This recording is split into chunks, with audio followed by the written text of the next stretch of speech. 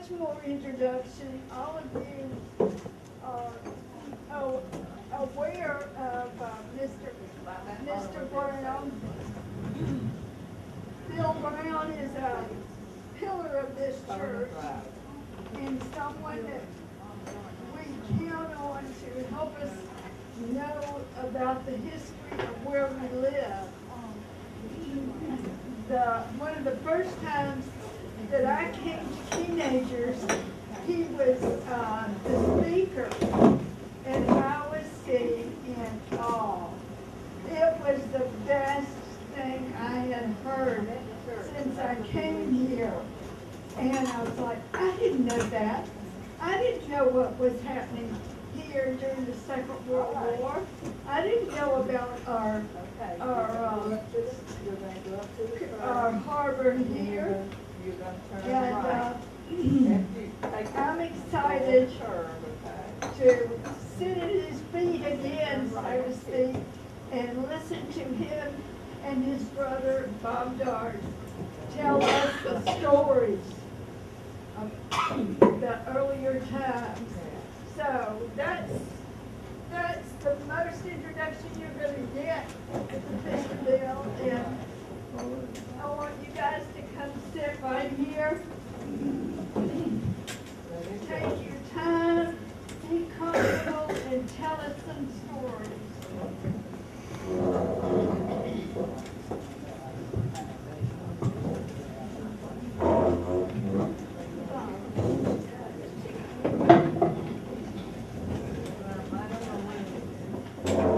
Hold the microphone up. Got 16 over. All the way up. How's that? Can you hear? Can you hear? Okay. I'd like to talk a little family history. If you notice on one of the windows in the north end, there's a Earth Star Senior, and you know, I was an art star. They were our great-grandparents, and they're also the great-great-grandparent of Casey Igle, our guest. And our grandfather was William Robert Dart, the youngest of the 5 sons of our parents and Eliza. And our mother was the youngest of the 6 children of William Robert. And our grandfather, William Robert, built the house at Fort Glen Avenue where the Chamber of Commerce is now located in 1888. And our mother was born there in 1892. I was born there in 1918. Bob was born there in 1921.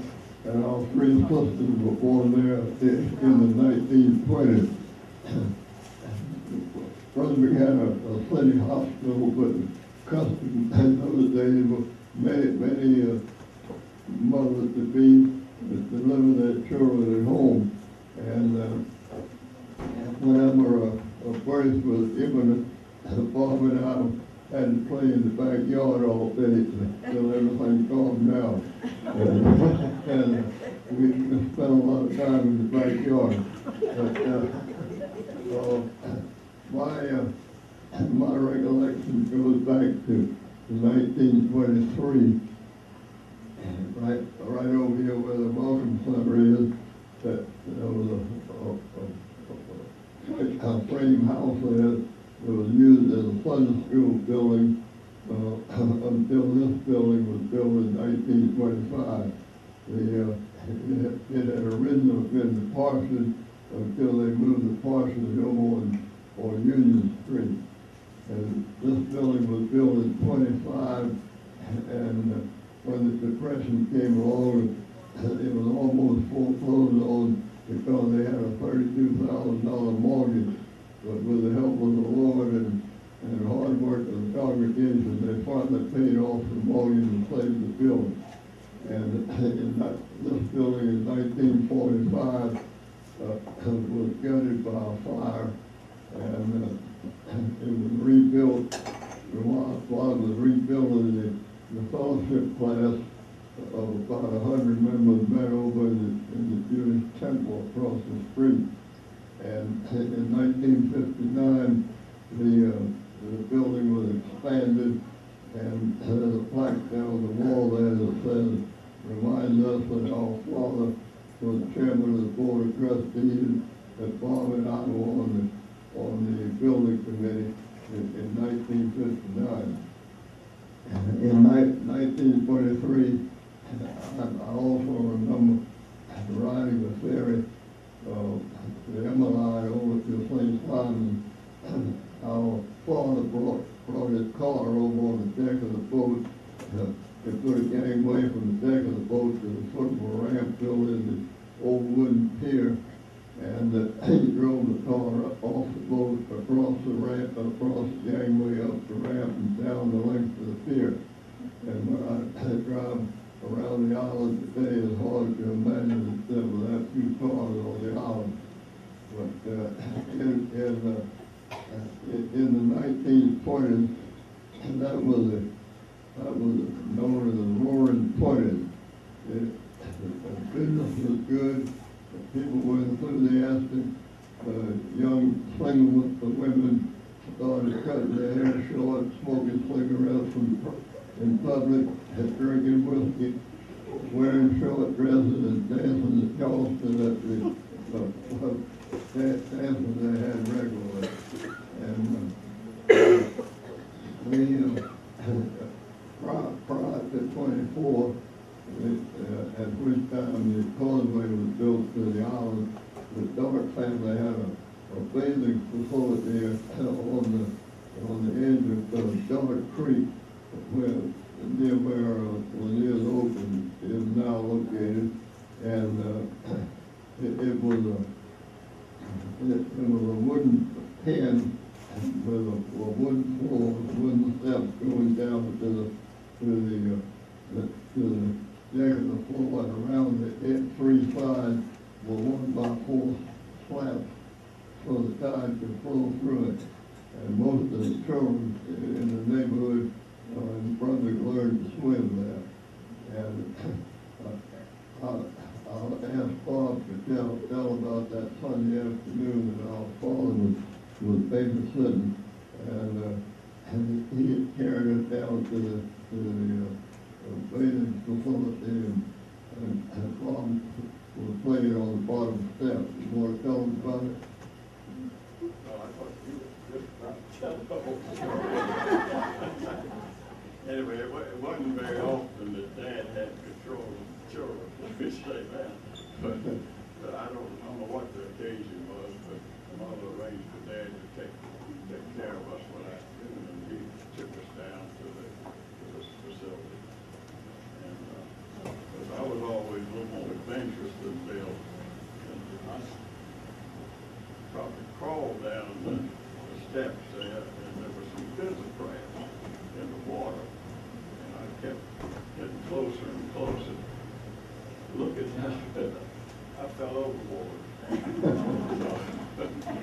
don't know how Dad ever got out of that predicament with Mother, but she didn't let him do that much. No. I was 2 years old. Oh, there were five children, three was Bob and I was the boys, the first was Sarah. Sarah was the oldest girl, and then we had two younger sisters. Yeah, and we were all Methodists until our youngest sister married a Catholic fellow, and That's the biggest mistake that happened in the family. our mother was not overwhelmed with the situation. particularly when they got married in St. Francis Church, and she didn't think very highly of Father Housen because she thought he spent too much time at the bar at the Oaks Club. And they assured her that, don't worry about it, Father Housen will not have to perform the ceremony. Father Fee will perform the ceremony. We got to the church, and Father Fee was not a bit around. We asked about him, and the colored woman in the rectory said, oh, Father Housen sent him there on a mission. That he always do that when he have a wedding. And so Father Housen had to perform the ceremony, and I said that our mother was so hot that if you just sprinkled holy water on her that afternoon, she would have sizzled. But anyway, in the early 20s, the primary businesses in Brunswick was a downing company on the waterfront down here. They were naval stores factories. They bought rosin and turpentine from the producers out in the woods and financed them during the year, and then sold groceries from their wholesale grocery business, and they exported the rosin and turpentine through the harbor down here, all over the world. And one of the other businesses was the Hercules plant. It was operating out there, and that was also on the Glen Avenue, right where the Dixie O'Brien Paint Company was located. There was a plant called the Georgia Bernier Package Company. They hauled gum logs from the swamp up the Oliver Hall down to Brunswick on a barge pushed by paddle wheel boats, and they soaked them in a pool there by the plant, and ran off thin veneer from the logs, and dried the veneer across the street, and manufactured hampers and bushel baskets for the produce, the truck farmers in Florida and the orange groves down there. And then alongside of the plant out there was a shrimp canning plant, Avon Canning Company, because there wasn't much refrigeration in those days, and the only way they could ship shrimp around was by canning it. And the big crowd told me that in those days you could buy 2 pounds of fresh shrimp headed for a quarter, and crab meat was 35 cents a pound. And Abrams used to can it and ship it all over the country. But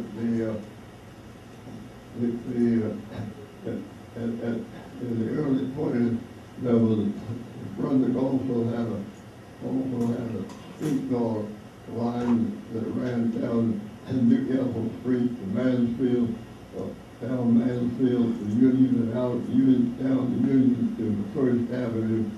The end of the line was near the city hospital, which was on the corner of First Avenue and Norwood Street.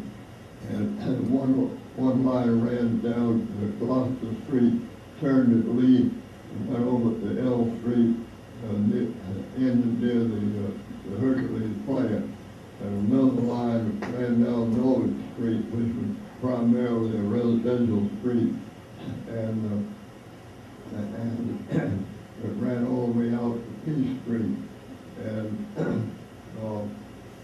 I remember sitting in the barber shop as a child and seeing the last of the trolley cars go down Newcastle Street, heading back to the barn, because the automobile industry had flourished, and so many people owned automobiles that in those days that the trolley company went out of business.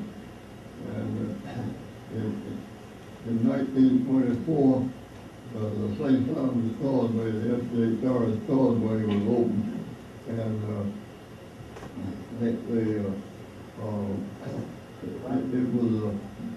was originally a two-lane road with 5 wooden bridges over there, two drawbridges, one over Back River, one over Frederica River. The drawbridges were mounted on a pedestal in the middle of the bridge, and the bridge operator had to open the bridge by putting a big wooden crank in the gears and walk it around and around and unwinding the thing and open it, and then reversing that to close it. And about this time, a fellow from Detroit, Howard Coffin, the president of the Hudson Motor Car Company, that came south. He bought Sapelo Island and moved down his winter residence down there, and then he started buying land on St. Thomas. When he found out that Causeway was going to open in 24, he started buying land on St. Thomas, and he bought the Retreat Plantation and told the Board of Trade in Brunswick that he planned on building a hotel over the edge of the Sound and building an 18-hole golf course that would have the greens would be grass, and the clubhouse would have indoor plumbing. And the Board of Trade thought he was dreaming, because the Brunswick Country Club, or the Brunswick Golf Club rather, had a 9-hole golf course where Windsor Park is, and the greens were made out of building sand, and the clubhouse had outdoor plumbing. And Mary Melnick, who was a member of this church, said that she and Doug Hodge, who was also a member of this church, as teenagers were hired to drag an old rug around the green every afternoon after they played things to level them off so they'd be ready for the next day. And Frank Parker, who was also a member of this church, told me about playing over there. There was one hole next to the Oak Grove Cemetery, and he said if you overshot the hole and the ball bounced on the tombstone, it takes you 30 minutes to find it. But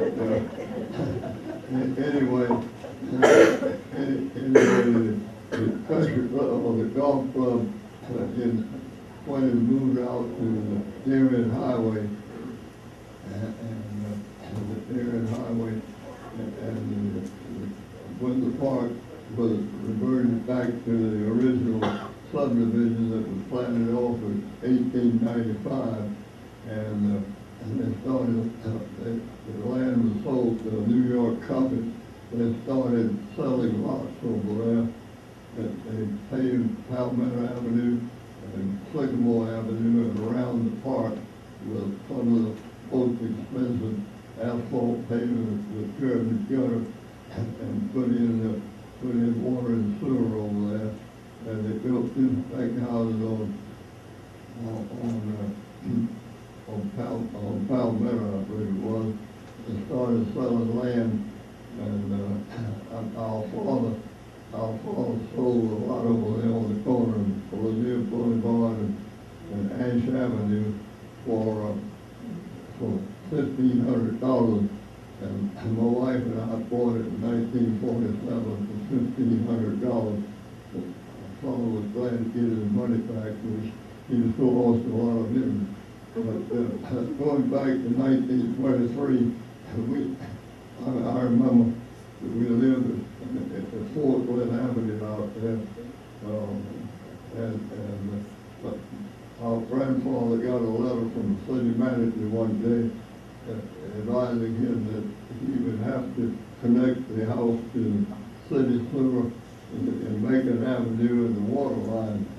Prior to that time, we had an outhouse on the back and Macon Avenue, and the water in the kitchen was furnished by a pitcher pump, and we had to take a bath in a galvanized wash tub in the kitchen every Saturday.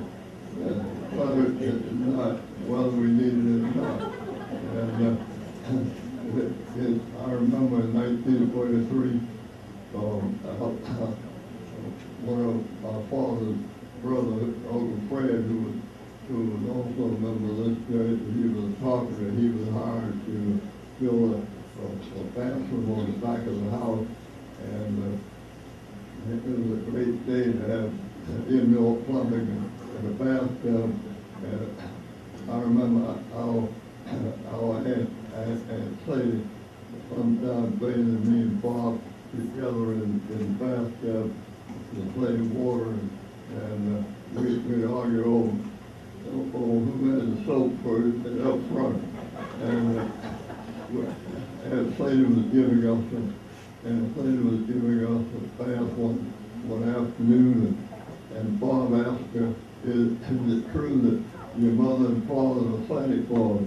And she said, do you really want to know? He said, yes, I want to know. She said, well, that's true.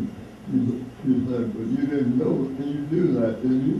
He said, no, I didn't know it, but Billy did. Well, anyway, things moved along. When the causeway was opened on the island, development on the island exploded. A local group of developers had bought Long Island, where Sea Island, what is now Sea Island. They bought Long Island and started developing a subdivision over there called Glen Island, and a bridge was built across Black Banks River to give access to the island. And Bob said he remembered that a fellow told him he had a job of cutting the timber on the right-of-way of the street on the Sea Island, and grading the roads over there, and which was done with he had to swim his mule across the river because they pulled the pans to help, which they used to grade the roads. Is that right? And they hauled the timber off in barges. But anyway, but before Howard Carpenter started his hotel on the retreat plantation property at south end of St. Simon, a local realtor, Estelle Tortel, sold him the unsold lots on the Glen Isle subdivision and the remaining land on Sea Island, and he decided to build a hotel up there rather than on the retreat property. And they built the cloister on the riverside. It was a small hotel, and they built it in about 6 months' time to see if people would really come down to the island in the wintertime, so that everybody used to use the island for summer vacations. But Coffin wanted to see if he could really entice people to come for the winter. And the Depression came along before he could find out if the people would really come to the south in the winter, and he never did build a hotel on the beach side, on the ocean side. But the cloister opened in 1928, and Howard Coffin invited his friend, President Calvin Cooley, to be his guest over there right after Christmas of 1928, and talking, carried him down to the cabin above to the hunting lodge for a turkey hunt, and the night before the turkey hunt, he had an oyster roast, and Arthur Cruz told me he was standing beside the president opening oysters. He opened one and handed it over to him with a knife in his hand, and a Secret Service man put a pistol in his back and told him to drop that knife. And the newspaper reported from New York chartered amphibian planes that come down and interview the president, and they landed in Cumberland River on a low tide, were taxiing up to the dock, and they were not aware that there was a big sandbar right across from the dock, and everybody on the dock was waving at them, trying to wave them off, and they thought they were waving at them, greeting him, and they ran up on the sandbar and stood the plane on his nose. But the next morning they got ready to go turkey hunting, and the president was not around anywhere. So they got to inquire where was he, and one of the colored fellows down there told him the president is commoding around, he'll be here shortly. Bob, Well, let me interrupt you just a minute. I want to tell you something about right after Seattle was born. It was really Speaking to the normal microphone. thing. Microphone. It was normal to anybody that had a vehicle to go over to Sea Island, and so you could swim in the pool for a quarter or something like that. And anyway, Dad had a old 1928 Studebaker. Seemed like the wheels were about this big on the supposed. I remember that in the Devonwood curve, all the roads on St. Simon's were just two ball-bearing sand roads, and Dad would tell about the video. I don't know how we got many people to bid in that car, but before we got to the Devonwood curve, he would say, all right, he'd stop and say, all right, everybody out, and y'all run alongside the car, and when the wheels start to spin, you just have to push. And that's how we got to Seattle. we're talking about Seattle, in those days, people were allowed to drive on the beach, and one night, a local fella, Howard Sawtell, who was known to take a drink now and then, was driving on the beach with a friend of his, and they got to reminiscing about the girl they left in Paris after World War I, and so he headed back to Paris and drove out as far as he could until the car drowned out. But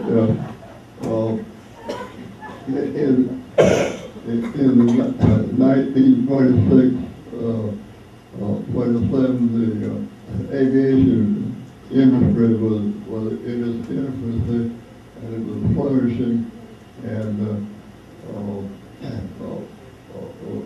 a local native Brunswickian who was a pilot in the Army Air Corps set a speed record by flying an open cockpit biplane from San Diego, California to Pablo Beach, Florida, right out from Jacksonville.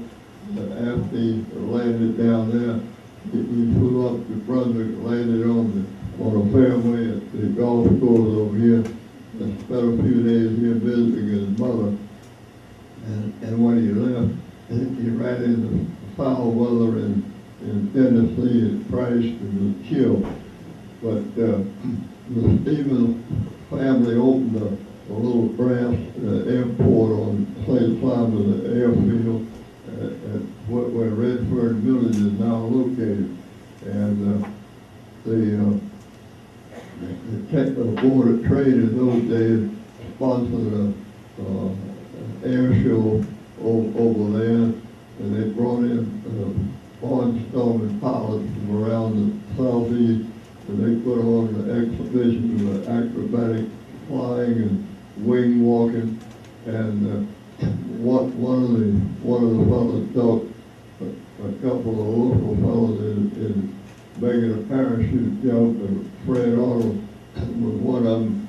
He jumped twice. He fell in an oak tree and broke his leg, falling out of the tree. That was the last time he tried a parachute jump.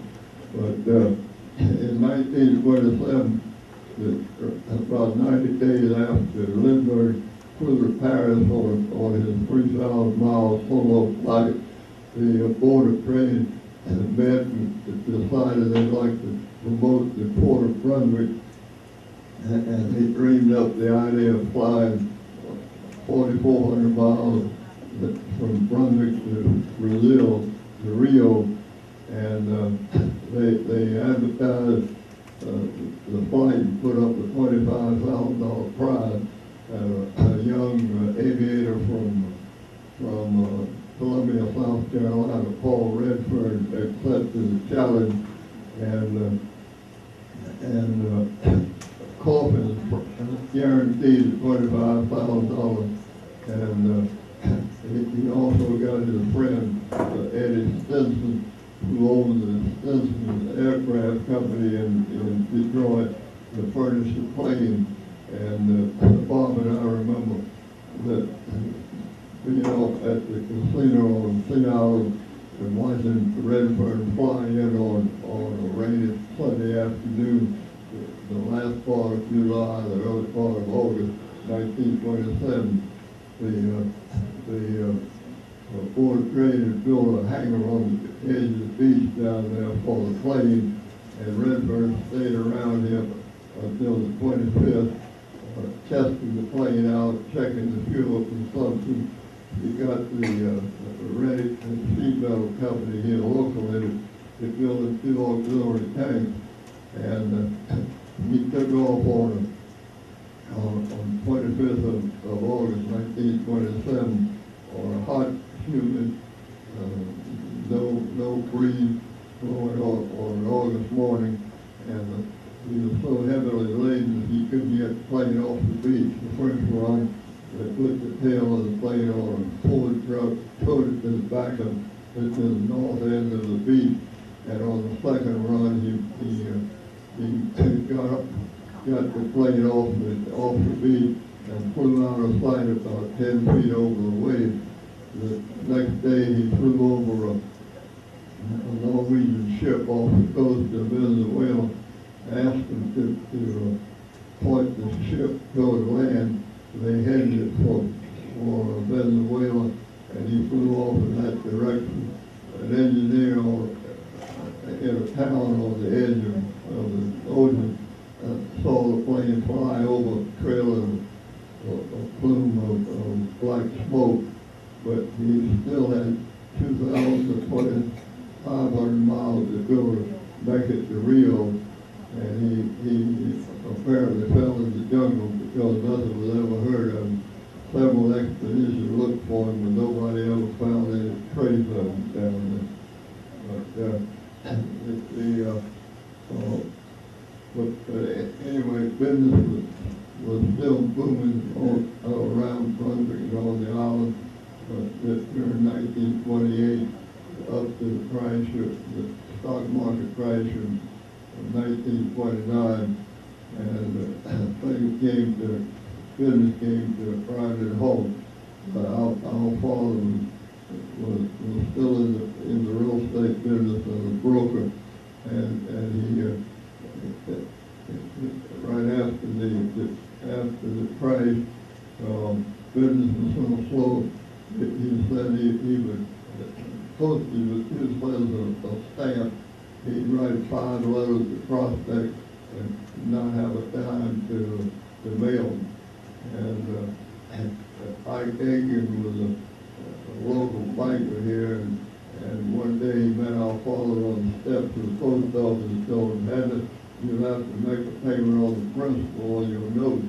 And he said, I just decide how much you want to make out another note, and I'll come by and sign it. And I never brought the subject up again. But due to the grace of God and Jeff Brown with the Keenagers Luncheon store, who sold us groceries on credit, we lived through the depression on Portland Avenue. And I think I'd like to stop now and continue next month. If anybody have any questions, we'll try to answer them. Jeff Brown was a relative of yours? No. He was a different Brown. He had an E on his name. Okay. Yeah. Yeah. Oh, Howard Coffin Park. I'm glad you mentioned that. Howard Coffin talked to the city or he paid for the plan. Howard Coffin Park was dredged up out of a lake out there in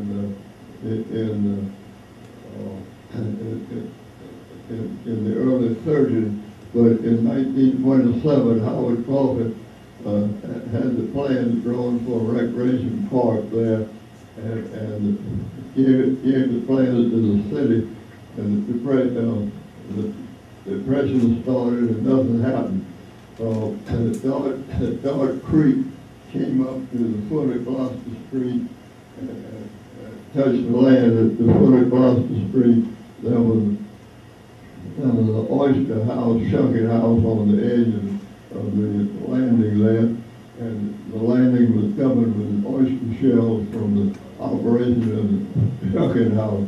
The creek ran along parallel to Flint Avenue until about Fort Flint Avenue, then swung out, touched the land in front of Fort Flint Avenue, and made a big U in the marsh out there. Came back and touched the land up there in front of Lanier's Oak, where the swimming facility was.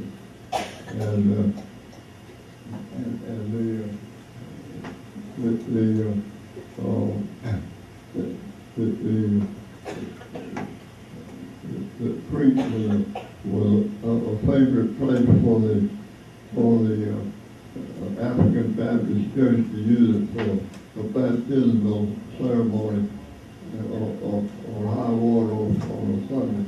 And it was right impressive to hear them march it down from Amherst Street to the back landing. And one time I remember seeing a tall, thin, bigger preacher got it baptized, a rather large, stout lady, and she got religion, and it was a toss-up between who was going to get baptized. And the Lord helped the preacher out, and he baptized her.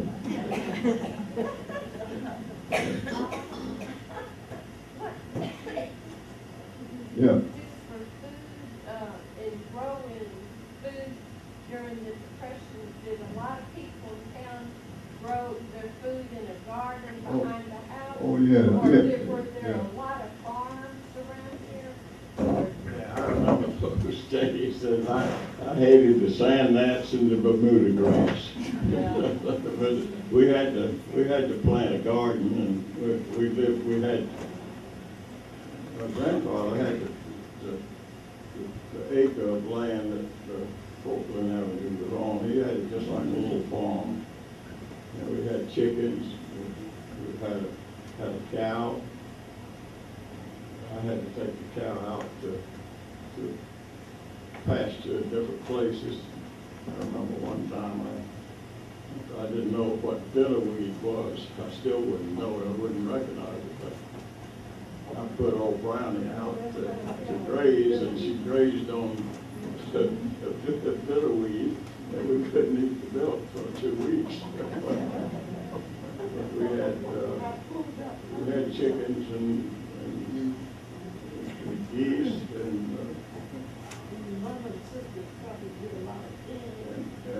we did a lot of, what we really enjoyed was Bill and I did a lot of fishing at night with a gas net. We'd go, since Bill was about a foot taller than I was, he could throw the net, and I had to row the boat. So we spent many a night, even it didn't matter whether it was summer or winter. I can still remember that cold water hit me in the face as he threw the net. Did your mother jump? How's that? Did your mother jump? Oh, yeah, we had an old kerosene lantern, and the mullet would jump in the boat at that light, yeah. Yeah. Bill, you told everybody about the book you're one of the stars in? But we did a lot of fishing, and we also, we did a lot of hunting. We ate a lot of squirrels. And marsh hens, but Bill and I couldn't wait till the 1st of September to come around. We had a cousin that was the only person I knew that had a drum back there. He'd always bring a case of shells with him, and we would always look to see how many shells he was going to leave for us, so we could help that, show that. So you Those were happy days, though. We never went hungry. We fed an awful lot of people. My mother, there were a lot of people going, I don't know whether, I guess they were going to Florida to get out of the cold weather. And they'd stop and ask if they could possibly get some food. And Mother never turned anybody down, but she said, now, she cooked on a tremendous big wood stove. She said, but there's a wood pile out there.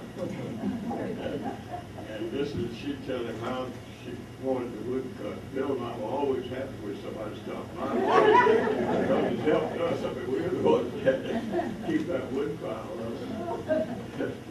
Anybody that stopped and cut a little extra wood, we were happy. She fed hundreds of people, I'd say, that stopped by that and were starving.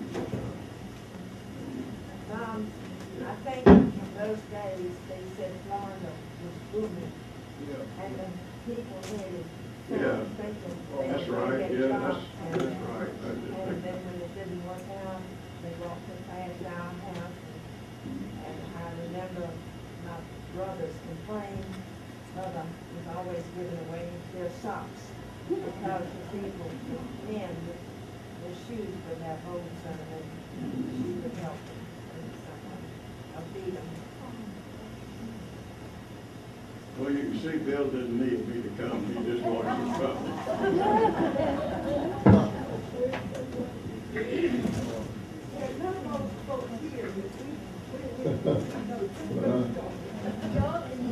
I remember chopping wood one afternoon, and I didn't realize I was right under the clothesline, and I came over the clothesline with the axe, and the thing bounced back and hit me right in the forehead, and I dropped the axe and ran in the house with a knot on my forehead that I could hardly cover with one hand. But anyway, the lady asked about a book that a friend of mine, Stephen Costa, who lived on the island, wrote entitled Georgia Witness.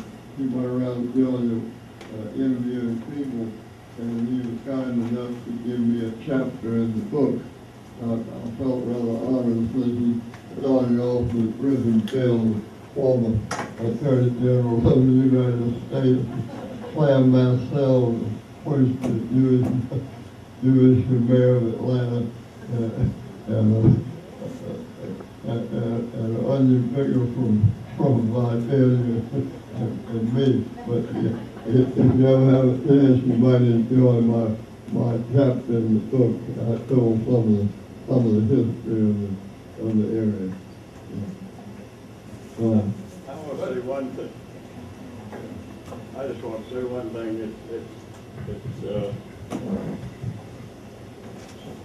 It was a real honor to have Bill as a big brother.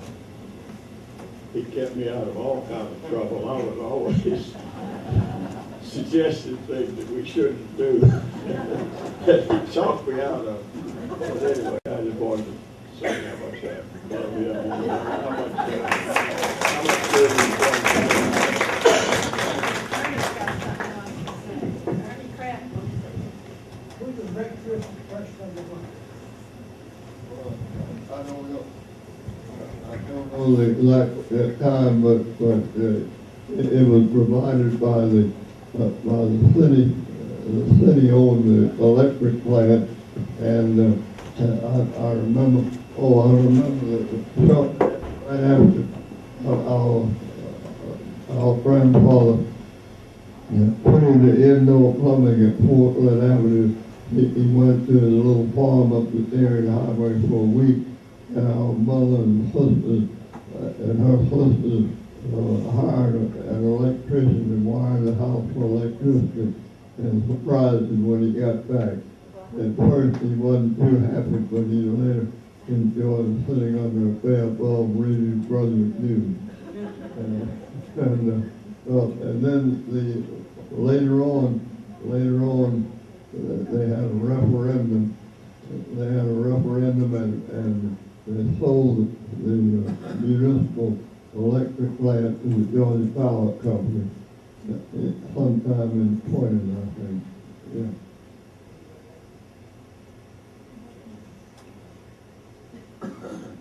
Yeah. Anybody else? Well,